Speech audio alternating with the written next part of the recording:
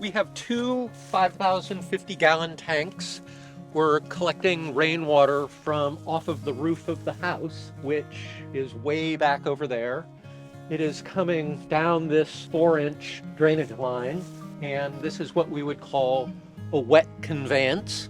So the water comes, and because this point here is lower than the rooftop, we can still get water into the tank. It's coming up here. This is a Brazilian filter. It's called a banjo.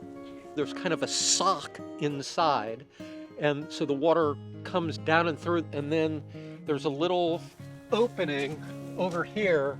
And so if you had any leaves or detritus of any sort, it would just be forced out that opening. A wet conveyance, all that means is that any water that is in this line is going to stay in there until the next time it rains. And so anyway, we are completely full. We've been getting a very good rains this season. What we're using this water for primarily is to cap off the homeowner's pool. He uses a lot of water in the summer with evaporation and whatnot. He loses a lot. And so we did a back of the notebook calculation. We thought if he started filling his pool in April, that he'd maybe get through July, maybe into August. And so this will really be the first year that it's in operation. And so we're going to kind of see. I can show you how that all works.